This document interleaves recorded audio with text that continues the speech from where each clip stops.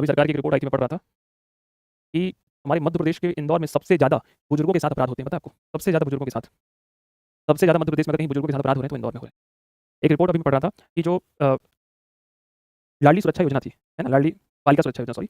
बालिका सुरक्षा योजना में जो पैसा अलॉट किया गया था, उससे 4 गुना पैसा तो खर्च किया गया है एडवर्टाइज़मेंट में। मतलब एग्ज़ाम्पल के तौर पे कि ₹100 है और अगर ₹100 में खर्च करना है किस पे? महिला सुरक्षा पर, बालिका सुरक्षा पर, तो हमने उसका 80% पैसा खर्च कर दिया है एडवर्टाइज़मेंट में बड़े-बड़े बैनर लगाने में और मात्र 5% पैसा खर्च किया है बालिका सुरक्षा में। कैसे अपराध रोक देंगे भाई? हम कैसे कह देंगे बिहार में 5 साल की लड़की के साथ रेप हो गया, 16 साल लड़का ने रेप कर दिया। एनसीबीआर का डाटा उठाकर पढ़ो। हम कैसे सुरक्षा पर बात कर रहे हैं? खैर बड़े चिंतनीय विषय हैं, आंकड़े हैं दोस्तों। हेपेटाइटिस। हेपेटाइटिस की हम बात करें, बड़ी फेमस बीमारी है। पहला प्रश्न बनेगा कि हेपेटाइटिस किससे होने वाली बीमारी है? तो हम पहले भी पढ़ चुके हैं, जब हम लीवर पढ़ रहे थे। लीवर कहाँ पढ़े थे? जब डाइजेशन सिस्टम पढ़े थे। डाइजेशन सिस्टम कब पढ़े थे? जब हम पहली क्लास पढ़ रहे थे, पाचन तंत्र। तो हेपेटाइटिस मैंने वहाँ भी लिखवाई थी। हेपेटाइटिस लीवर में होने वाली बीमारी है। इसे दोस्तों यकृत शोथ के नाम से जाना जाता है और ये वायरस से होने वाली बीमारी है जो मानव शरीर के लीवर को डैमेज करती है। ठीक है? तो हेपेटाइटिस की हम बात करें दोस्तों, इसे यकृत शोथ कहा जाता है। यह वायरस से होने वाली या वायरस से होने वाली ये वायरस से होने वाली दोस्तों क्या है? बीमारी है। ठीक है? मतलब इससे मानव शरीर का दोस्तों कौन-सा अंग प्रभावित होता है? लीवर। ये वैसे दोस्तों कितने प्रकार के? तो 6 प्रकार के होते हैं। प्रकार में नहीं जाना है। हमें डॉक्टर बनना। प्रभावित अंग है लीवर। बड़ी खतरनाक बीमारी होती है हेपेटाइटिस। तो इसीलिए सरकार क्या कर रही है, हेपेटाइटिस का हम टीका ले आए हैं। टीका लग जाता है छोटे से बच्चों को। हम मिशन इंद्रधनुष पढ़ेंगे, उसमें पूरा टीका पढ़ेंगे। क्या पढ़ेंगे? मिशन इंद्रधनुष में हम पूरे टीका पढ़ेंगे। ठीक है? तो यकृत दोस्तों क्या हो जाता है? बिल्कुल लगभग कहा जाए तो पूरी तरह से डैमेज हो जाता है। ठीक? दोस्तों, इसमें सबसे जो इंपॉर्टेंट प्रश्न बनता है कि अगर सर किसी को हेपेटाइटिस रोग हो गया तो कौन सा इंजेक्शन लगाते हैं? गामा। दोस्तों ध्यान रखिएगा, गामा ग्लोबुलिन इंजेक्शन लगाया जाता है। Globulin, gamma globulin globulin injection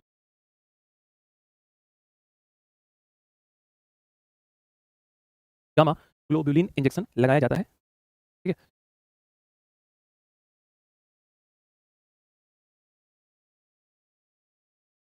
आह, ठीक है? ध्यान रखेंगे? चलिए, कुछ और पॉइंट लिखवा दें आप लोगों को? दोस्तों बीमारियाँ हैं, याद करना पड़ेगा। अब आप लोगों को लग रहा होगा कि सब फैक्ट हैं, तो मैं कोशिश करता हूँ कि मैं सच बताऊँ आप लोगों को कि पूरी पढ़ाई के दौरान मैं आपको बिल्कुल उल-जुलूल फैक्ट ना लिखवाऊँ। पर जहाँ-जहाँ मुझे लग रहा है कि वहाँ पर इंपॉर्टेंट है हमारे लिए फैक्ट, तो वो तो लिखवाने ही पड़ेंगे, है ना? ध्यान रखिएगा, 28 जुलाई 2018 की हम बात करते हैं। तो 28 जुलाई 2018 में सरकार ने ये लक्ष्य बनाया कि हम राष्ट्रीय हेपेटाइटिस नियंत्रण कार्यक्रम की शुरुआत की गई। किसकी शुरुआत की गई? राष्ट्रीय हेपेटाइटिस नियंत्रण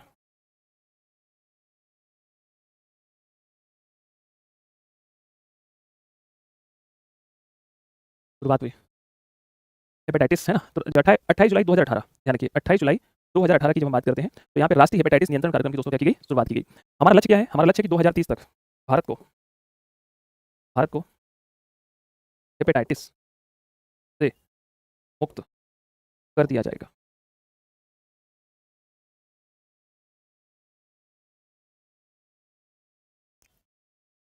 ठीक है? नोट लीजिए। सर जी, वैक्सीनेशन का काम तो एएनएम नर्स करती है और मैंने भी एएनएम नर्सिंग ट्रेनिंग की है। हाँ, एएनएम का फुल फॉर्म क्या होता है? क्या होता है एएनएम का full form? Auxiliary nurse midwifery, है ना? तो एमपीपीएससी में एग्ज़ाम भी तो होता है, आपको एग्ज़ाम देना चाहिए था, मेडिकल ऑपरेटर का भी पेपर होता है एमपीपीएससी में, है ना? सरल होता है। हमारी एक स्टूडेंट का उसी में तो सिलेक्शन हुआ है अभी उसका, उसका डेंटल में हुआ है एमपीपीएससी में इंटरव्यू उसका। अरे वायरस हेपेटाइटिस वायरस से ही होता है, ठीक है? वायरस का नाम क्या है? Hepatitis virus. विषाणु का नाम क्या है? Hepatitis virus. ठीक है देव, लिख लो, वायरस का नाम है हेपेटाइटिस वायरस।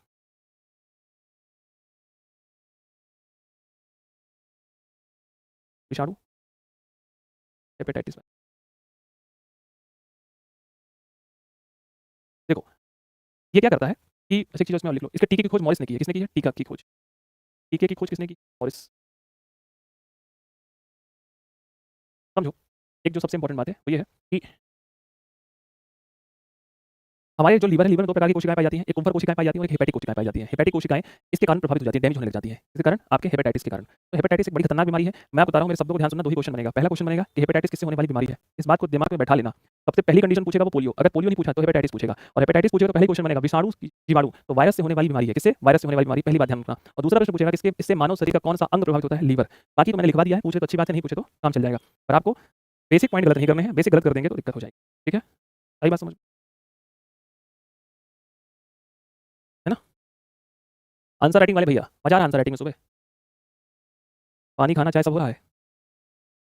पानीपत का युद्ध चल रहा है, खानवा का युद्ध चल रहा है, चंदेरी का युद्ध चल रहा है, घाघरा का युद्ध चल रहा है। चल रहा है ना? तो बाबरी हो रही है, हैं?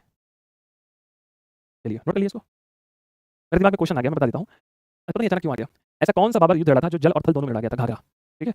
तो घाघरा जो युद्ध हुआ था वो जल और थल दोनों में लड़ा गया था। तो आंसर राइटिंग वाले इस पॉइंट को लिख लेना, अभी दिमाग में पता नहीं अचानक से आ गया, तुम्हें बता नहीं पाया तो लिख लेना। घाघरा दिया था ना उसमें आंसर राइटिंग में, तो घाघरा का युद्ध जो है जल और थल दोनों में लड़ा गया था। बाबर ने इसको जल में भी लड़ा है और जमीन पर भी लड़ा है। मान लो क्वेश्चन ऐसा आ गया, बन जाएगा। एक बार उटपटांग फटता जाते पढ़ाते पढ़ाते, देखो साइंस चली दिमाग में, कुछ हिस्ट्री आ रही है। अब देखो यहाँ पर हम पढ़ने वाले दोस्तों एड्स के बारे में। एड्स का फुल फॉर्म होता है एक्वायर्ड इम्यूनो डेफिशिएंसी सिंड्रोम। क्या नाम होता है? Acquired acquired immuno deficiency, acquired immuno.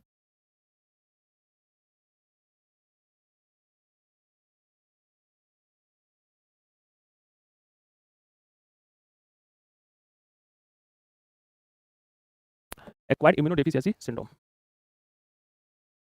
ठीक है? Acquired immuno deficiency syndrome. AIDS दोस्तों कैसी होने वाली बीमारी है? एचआईवी से होने वाली बीमारी है। कैसे? एचआईवी। वायरस का नाम क्या है? वायरस का नाम है एचआईवी। वायरस का नाम क्या है? HIV virus, human immuno virus. Human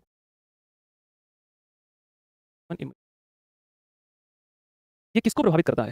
देख लो, प्रभावित मानव शरीर के प्रतिरक्षा तंत्र को। किसको? मानव शरीर के प्रतिरक्षा तंत्र।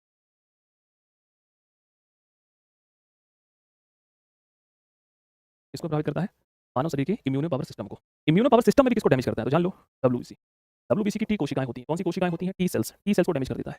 क्या कर देता है? टी सेल्स को डैमेज कर देता है। तो टी सेल्स क्यों इंपॉर्टेंट है? तो डब्ल्यूबीसी दोस्तों टी सेल्स पाई जाती है और ये टी सेल्स हमारी बॉडी में इम्यूनो पावर सिस्टम को बढ़ाती है। इम्यूनो पावर को बढ़ाती है। क्या करती है? इम्यूनो पावर को बढ़ाती है।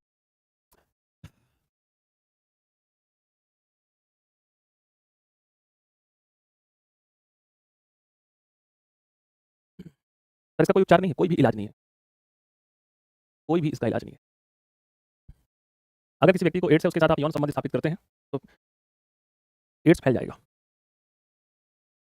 दुनिया में पहली बार एड्स का व्यक्ति देखा गया था 17.5 साल का बालक, अमेरिका में। उसके बाद 1986 में दोस्तों भारत में भी देखा गया, ठीक है? 1986 में भारत में पहला जो मामला आया था वो आपके आया था चेन्नई, तमिलनाडु में, ठीक? पर ऐसा इसकी वैक्सीन क्यों नहीं बना पाते? क्योंकि मल्टीपल ग्रोथ है, रोक पाना बहुत मुश्किल है। बॉडी को जब तक एड्स के बारे में पता चलता है, तब तक पूरी बॉडी में ना जाने इतना ज़्यादा एड्स का वायरस फैल जाता है कि आप उसको रोक ही नहीं पाएंगे। मल्टीपल ग्रोथ करता है। कैसे फैलता है? किसी व्यक्ति को एड्स है, उसके साथ यौन संबंध स्थापित कर लेंगे तो फैल जाएगा। किसी व्यक्ति को एड्स है, वो शेविंग कराने गया, शेविंग कराने के समय उसने जिस ब्लेड का इस्तेमाल किया वही ब्लेड तुमको रगड़ दी उसने, ऐसे हो जाएगा, है ना? ठीक। तो रीज़न ये है खतरनाक चीज़ है। इसकी पहचान कैसे करते हैं? पहचान कुछ नहीं करते। हाँ, ब्लड से भी हो जाता है। सुनो, सुनो, पूरे पूरे सिम्पटम्स बता देते हैं। आप लोग एक साथ पूरे प्रश्नों को ले लेता हूँ, समझो। सुनो, सुनो, समझ लो। कैसे होता है, क्या होता है, किस तरीके से होता है, समझो। देखो, मान लीजिए किसी व्यक्ति को एड्स है। क्या है? वायरस है, एड्स का वायरस है, ठीक है? अब उसके साथ आपने यौन संबंध स्थापित कर लिया। यौन संबंध का तात्पर्य उसके साथ सेक्स कर लिया, ठीक है? सेक्स करने के दौरान उसका जो वायरस है वो बॉडी के अंदर प्रवेश कर गया। तुरंत पता नहीं चलेगा। कितने साल बाद पता चलेगा? 10, 12, 8, 9, कितने सालों? कितने सालों तक वायरस क्या करेगा? इतने सालों तक वायरस जो है ना, घात लगाकर पूरे शरीर को खोखला कर देगा। क्या खोखला कर देगा? वो उस चीज़ को ब्रेक करेगा जो आपके शरीर का आधार है। शरीर का आधार क्या है? शरीर का आधार है डब्ल्यूबीसी। क्या है डब्ल्यूबीसी? डब्ल्यूबीसी क्या करती है? आपकी बॉडी की इम्यूनो पावर सिस्टम को बना के रखती है। वो क्या करेगा? डब्ल्यूबीसी में जाएगा, डब्ल्यूबीसी जो टी कोशिकाएँ हैं, जो इम्यूनो पावर सिस्टम को बनाती हैं, उसको धीरे, धीरे, धीरे खत्म कर देगा। क्या कर देगा? धीरे, धीरे उसको क्या कर देगा? खत्म कर देगा। और इतनी ज़्यादा सिम्पटम्स में, इतना ज़्यादा सिम्पटम्स में क्या कर लेगा? इतना ज़्यादा सिम्पटम्स में अपने आप को फैला लेगा, इतना ज़्यादा फैला लेगा कि मल्टीपल ग्रोथ कर लेगा पूरी बॉडी। क्या कर लेगा? मल्टीपल ग्रोथ कर लेगा। क्या कर लेगा? मल्टीपल ग्रोथ कर लेगा। जब मल्टीपल ग्रोथ करेगा, जब तक आपको शरीर को पता चलेगा कि भाई क्या हो चुका है? एड्स हो चुका है। तो अब कैसे पता चलेगा? जब आप दवाइयाँ खाएँगे, दवाई आपको लगेगी नहीं, है ना? फीवर आया, फीवर 2 दिन में ठीक हो जाना चाहिए, 4 दिन में, फीवर महीनों तक चल रहा है। पर अगर कोई व्यक्ति को एड्स हो गया तो कैसे जीवित रह सकता है? उसका एक ही तरीका है कि आप अपनी इम्यूनो पावर सिस्टम को लगातार बढ़ाते जाएँ। क्या करते जाएँ? लगातार अपनी इम्यूनो पावर सिस्टम को लगातार बढ़ाते जाएँ, बढ़ाते जाएँ, बढ़ाते जाएँ, बढ़ाते जाएँ। तो जिन व्यक्ति को एड्स हो जाता है, उनको अपने खान-पान में सबसे ज़्यादा ध्यान देनी पड़ती है, सबसे ज़्यादा। क्योंकि उसको रोकने का कोई इलाज नहीं है। सुन तो रहे हैं कि जापान जैसा देश उस पर वैक्सीनेशन बना रहा है, देखो क्या होता है। अगर दोस्तों ऐसा